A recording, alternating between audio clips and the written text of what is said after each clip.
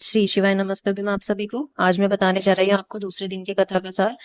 जो सीहोर में कथा हो रही है, प्रदीप मिश्रा जी द्वारा की जा रही है श्री कामण शिव महापुराण कथा, उसके बारे में मैं आपको बताऊंगी कि आज क्या क्या उपाय गुरुजी ने बताए हैं और क्या क्या कथा में गुरुजी ने बताया है। गुरुजी ऐसा बताते हैं कि जो भी शिव महापुराण की कथा सुनता है या देखता है, उसके दुख और कष्ट और परेशानी जो है भोलेनाथ हर लेते हैं। तो मुरुगा जी कहते हैं कथा में कि भोले बाबा जो कथा वाचता है वो ही भोले बाबा का रूप होता है, और जो कथा सुनता है वो भी भोले बाबा का ही एक रूप होता है। जो शिव महापुराण की कथा सुनता है, पूजा करता है, जल चढ़ाता है, वह कभी खाली नहीं जाता, उसकी सभी मनोकामना जो है भोलेनाथ पूरी करते हैं। और तुमरुका जी शिव जी से एक ऐसा वचन लेते हैं कि जो भी कथा को सुनेगा भोलेनाथ को उसके सारे जो इच्छा है वो संपूर्ण करनी होंगी। इसी बात पर गुरुजी ने एक महादेव के रूप का वर्णन किया है, जिसे इच्छा पूर्ण महादेव कहा जाता है, मन माहेश्वर महादेव भी कहा जाता है, जो मन की इच्छा को पूर्ण कर देते हैं। ऐसा उनका रूप है जी कि यदि हमारे मन में कोई भी इच्छा होती है और हम कहीं गए होते हैं और हमारे मन में वो इच्छा होती है और हम घर पहुंचते हैं, तो वो इच्छा हमारी जो है पूरी हो गई होती है।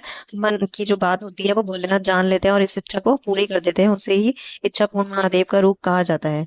इसके बाद गुरु जी ने जानकारी दी है मंगला गौरी व्रत की। जैसा कि आप सब जानते हैं, सावन के हर मंगलवार को मंगला गौरी व्रत रखा जाता है। इसके लिए गुरु जी ने एक उपाय बताया है कि जिसके भी घर में मंगल कार्य नहीं हो रहा हो, किसी का शादी विवाह नहीं हो रही हो, तो आपको एक उपाय करना है। एक बेलपत्री पर चंदन, कंकु और हल्दी लगाकर उस बेलपत्री को अशोक सुंदरी वाले स्थान पर समर्पित कर देना है मंगलवार के दिन, मंगला गौरी वाले व्रत के दिन सावन में। ऐसा जो भी व्यक्ति करता है उसके घर में मंगल कार्य होने प्रारंभ हो जाते हैं। इसके बाद गुरुजी ने बताया कि ज्यादातर जो त्योहार हैं वो सब जो है चतुर्मास के दौरान ही आते हैं। जब सावन में भोलेनाथ ने शिव को भोलेनाथ ने भार संभाला होता है, तभी जो है सारे त्योहार आते हैं। ऐसा गुरुजी बताते हैं कि जब सावन से एक लोटे जल का नियम बना लेता है इंसान, तो उसे 33 करोड़ देवता का आशीर्वाद मिलना शुरू हो जाता है। इसके बाद गुरुजी ने एक जानकारी दी है कि हमें इन तीन वस्तुओं की, तीन चीजों की नकल कभी नहीं करनी चाहिए। वह है चरित्र, ज्ञान और व्यवहार। गुरुजी कहते हैं कि चरित्रवान मत बनो, नकल करके चरित्रवान नहीं बनना चाहिए। जैसे किसी की देखा देखी करके हमें चरित्रवान नहीं बनना चाहिए। जैसे किसी ने कोई व्रत रखा और उसने फलाहार पर ही रखा, तो हम सोचे हम भी फलाहार पर रख ले, तो ऐसा नहीं करना चाहिए। हमें अपने शरीर के अनुसार ही व्रत और जो भी कार्य है वो करना चाहिए। ज्ञानी के लिए गुरुजी कहते हैं ज्ञानी की कोई भी नकल नहीं कर सकता है, क्योंकि जो एक ज्ञानवान ने ज्ञान बटोरा है उसकी नकल करके कोई ज्ञानवान नहीं बन सकता। उसके लिए उसे भी उतना ही पढ़ना पड़ेगा जितना ज्ञानी पढ़ा है। और ज्ञानी के जैसे कपड़े पहनकर आप ज्ञानी नहीं बन सकते, उसकी नकल नहीं कर सकते। इसके बाद गुरुजी कहते हैं व्यवहार। व्यवहार किसी का कैसा भी होगा, उसकी नकल करके आप उसके जैसा व्यवहार नहीं कर सकते। इसके बाद गुरुजी ने जानकारी दी है कि हम जितना भी सोचते हैं भोलेनाथ उससे 4 गुना आगे का सोच लेते हैं। आपने अपने जीवन में देखा होगा कि किसी समय पर आपको भगवान का जो डिसीजन है वो ठीक ना लगा हो, लेकिन आगे जाकर वो डिसीजन ही आपको समझ में आया हो। इसके बाद गुरुजी की एक भक्त आई है, सुनीता कुंवर राठौर, जिनके भाई के कान का पर्दा फट गया था, पीप निकलती थी उनके कान में से, और उन्होंने जल का आचमन किया और उनका पर्दा ठीक हो गया और उनका सिलेक्शन आर्मी में हो गया। इसलिए गुरुजी कहते हैं ज्ञानवान बनो, चरित्रवान बनो, पर दूसरों की नकल मत करो। इसके बाद गुरुजी ने जानकारी दी है कि आज के समय में सब लोग अपने लड्डू गोपाल और कान्हा जी को अपनी बास्केट में लेकर चले जाते हैं, पर हमें ऐसा नहीं करना चाहिए। हमें शिवलिंग को लेकर कहीं नहीं जाना चाहिए। प्रभु जो है हमारे हृदय में बसे हैं, इसलिए हम घर पर ही उन्हें छोड़कर जा सकते हैं। उन पर एक चावल का दाना और बेलपत्री अवश्य ही चढ़ानी चाहिए, बिना इसके हमें नहीं जाना चाहिए। इसके बाद जानकारी देते हैं गुरुजी कि रावण ने एक महल बनाया, सोने की लंका बनाई, उसमें सोने का मंदिर बनाया भोलेनाथ के लिए, और वो शिवलिंग को उठाकर ले जाने लगा। पर शिवलिंग ले जाने के लिए भोलेनाथ ने उसको मना किया, पर वह माना नहीं। पर रास्ते में एक भक्त था, बैजू भगत, जो बोलता था कि सब शिव शिव करते रहते हैं, पर शिव मेरी गोद में कभी नहीं आए, मैं भी अपनी गोद में शिव को ले जाना चाहता हूँ। पर भोलेनाथ ऐसे नहीं है कि उन्हें सोने का मंदिर भाता है, वो सिर्फ भाव देखते हैं। तो वो रावण के यहाँ नहीं जाना चाहते थे सोने का मंदिर होने के बावजूद भी। पर बैजू भगत का भाव बहुत ही सरल था, बहुत ही साफ था। तो वो जहाँ बैजू भगत रास्ते में मिला, वहीं पर ही रावण ने शिवलिंग को विराजमान कर दिया और वहीं पे बाबा बैद्यनाथ का धाम बन गया।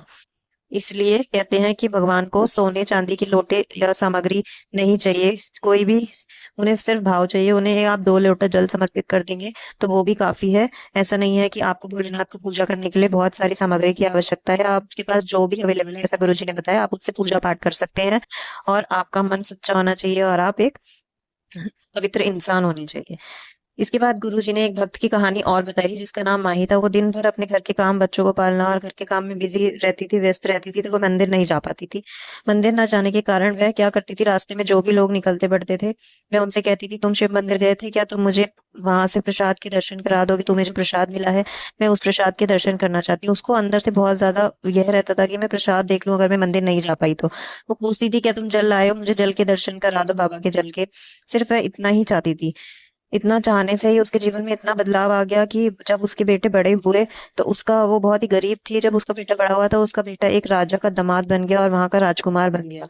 तो गुरुजी ने यही कहा है कि केवल प्रसाद के दर्शन मात्र से ही आपका जीवन बदल सकता है। आपके जीवन में जो भी रोग है, दुख है, कष्ट है, वो सब समाप्त हो सकता है। गुरुजी बताते हैं, अगर आप काशी नहीं जा पाते, नीलकंठ नहीं जा पाते, उज्जैन नहीं जा पाते, तो आप घर पर ही वहां के प्रसाद का दर्शन कर लीजिए। और कोई आपसे पूछे कि आप वहां गए हैं, तो आप कह दीजिए कि हाँ, मैंने वहां के प्रसाद के दर्शन किए हैं और मुझे वहां के भी दर्शन हो गए हैं। इसके बाद गुरुजी ने जानकारी दी है सीहोर के कांवड़ के नियम की, जो हमें लेना चाहिए, करना चाहिए। जो नियम है, गुरुजी ने कहा है कि जब भी आप सीहोर के कांवड़ भरने के लिए आए, तो आप घर पर अपने मेन गेट पर स्वास्तिक बनाकर आए, रोली से। 2 स्वास्तिक बनाने हैं आपको, दोनों साइड पर अपने मेन गेट के। तो आप ये बात ध्यान रखें। और यदि आप नहीं बना पाए हैं तो आप वापस जाकर भी बना सकते हैं। ये स्वास्तिक बनाना जरूरी है, ये सीहोर के कांवड़ का ही नियम है। इसके बाद गुरुजी बताते हैं कि अगर आप कांवड़ भरकर जब बाबा पर चढ़ाते हैं, उसमें एक आध बूंद जल बच जाता है, तो आप उस जल को जो है अपने घर में छिड़क दे। जिसके घर में मंगल कार्य नहीं हो रहे होते, रुक गए होते हैं, पुत्र नहीं होता, या शादियां विवाह नहीं हो रहे होते, घर मकान नहीं बन रहा होता, उससे उसके घर में जो है मंगल कार्य शुरू हो जाते हैं। इसके बाद गुरुजी ने जानकारी दी है कि नीचे कोई उनके यहाँ पर भोजनालय में बात कर रहे थे कि पति ताकतवर होती है, पत्नी ताकतवर होती है। इस पर किसी सामने वाले ने जवाब दिया कि पत्नी ही ताकतवर होती है। इस पर गुरुजी ने स्त्री की विशेषता को बताते हुए कहा कि स्त्री में जो है धारण शक्ति होती है। वह एक माँ होती है, अपनी थाली भी अपने बच्चे को दे देती है, वह बच्चों को भी पालती है, बच्चों को पैदा भी करती है, इतना दर्द सहती है, जीवन भर उनका खाना भी परोसती है, तो वह बहुत काम करती है। तो ऐसा गुरुजी बताते हैं कि यदि कोई माँ होगी तो वह, उसका बच्चा भूखा होगा तो वह उसको अपनी भरी हुई थाली भी दे सकती है। इसके बाद गुरुजी ने कहा है, इसलिए हमें कभी भी माँ और महादेव को कभी नहीं भूलना चाहिए। हमें हमेशा महादेव और माँ को याद रखना चाहिए। गुरुजी ने भोलेनाथ के श्रृंगार की बात करते हुए कहा है कि आपको मंदिर जाकर, आपको चाहे चढ़े हुए फूल भी हों वो लेकर, या जो भी वहां आपके पास सामान अवेलेबल है, आपको उससे भोलेनाथ का श्रृंगार अवश्य ही करना चाहिए। यदि आप श्रृंगार करते हैं तो आप पर भोलेनाथ प्रसन्न होते हैं, और वो तुम्हारे अंदर जो है आपकी सारी मनोकामनाओं को सुनते हैं और आपके मन का भाव जान लेते हैं और आपकी मनोकामनाओं को पूरा करता चले जाते हैं। इसके बाद गुरुजी बात करते हैं दुर्वासा ऋषि की, जो भगवान शिव का ही एक स्वरूप है। वह राम जी के पास गए अयोध्या, तो वहां उन्होंने शिव जी का ही एक रूप लेकर वहां गए, और वहां उन्होंने राम जी से कहा कि मैं यहाँ पर 60,000 ऋषियों को लेकर आया हूँ, और मैं पूजा के बाद एक ऐसा फूल चढ़ाऊंगा शिवलिंग पर जो पृथ्वी पर या अयोध्या में किसी ने ना देखा हो। और मैं ऐसा खाना खाऊंगा जिसमें अग्नि जल धेनु यूज ना किए गए हों। अग्नि जल और धेनु कहा जाता है गाय का दूध और घी। तो राम जी भी उस असमंजस में पड़ गए कि ऐसा खाना कैसे बनेगा और ऐसा फूल कहाँ से लाया जाएगा। तब उन्हें उनके गुरु ने बताया कि तुम ऐसा करो कि इंद्र को पत्र लिख दो और उससे 2 वृक्ष मांग लो, एक तो पारिजात का और एक कल्प वृक्ष। जब भी इस पर गुरुजी ने कहा है कि जब भी हमारे दिमाग में कोई कंफ्यूजन हो तो हमें अपने गुरु के पास जाना चाहिए, वे हमेशा ही हल निकाल देते हैं। तो उन्होंने कहा कि कल्प वृक्ष से जो भी मांगोगे वह वही भोजन बनाकर दे देगा, उसमें अग्नि जल और धेनु का यूज करने की जरूरत नहीं है। इसके बाद गुरुजी ने कहा कि, और पारिजात जो है, पारिजात का ऐसा फूल है जो यहाँ पृथ्वी पर किसी ने नहीं देखा है। पारिजात का फूल चढ़ाओगे तो उससे भी जो है सारी मनोकामना पूरी हो जाएगी, और ऐसा फूल यहाँ पर किसी ने नहीं देखा हो। दुर्वासा ऋषि राम जी का ये भाव देखकर बहुत प्रसन्न हो गए, और उन्होंने उनको कहा कि जो भी अयोध्या आएगा वो अवधपुरी में आनंद सुख पाएगा। इस बात पर इसके बाद गुरुजी ने एक उपाय बताया है, जिसकी शादी नहीं हो रही हो उसे रोज लाल फूल चढ़ाना चाहिए माँ गौरी को। उससे उसकी शादी हो जाती है, और यदि उस पर मंगल ग्रह है तो भी उसको माँ गौरी को लाल पुष्प चढ़ाना चाहिए। तो आप ये उपाय करिए। इसके बाद गुरुजी ने जानकारी दी है, पार्वती जी माता को पार्थिव शिवलिंग पूजन तुमरुका जी ने ही सिखाया था, और शंकर का श्रृंगार करना भी उन्होंने ही सिखाया था। वह बताते हैं कि जब भी हम शंकर का श्रृंगार करते हैं तो शिव हम पर कृपा करना शुरू कर देते हैं। यदि हमारे पास फूल भी नहीं है, बेलपत्र भी नहीं है, तो हम जल से ही श्रृंगार कर सकते हैं, जल से भी श्रृंगार हो जाता है। इस पर एक भजन भी गुरुजी ने बताया है, बड़ी दूर से चल के आया हूँ बाबा मैं तेरे दर्शन के लिए। इसके बाद गुरुजी ने जानकारी दी है, वह जानकारी है कि दुनिया का सारा सुख पार्थिव शिवलिंग के पूजन से हमें मिल जाता है। और माँ गौरा ने जब शिव जी को प्रसन्न कर लिया, शिव जी को प्राप्त कर लिया पार्थिव शिवलिंग से, तो हम क्या नहीं प्राप्त कर सकते।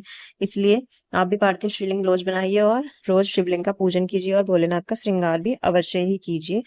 यदि आपको वीडियो इन्फॉर्मेटिव लगी हो तो लाइक करें।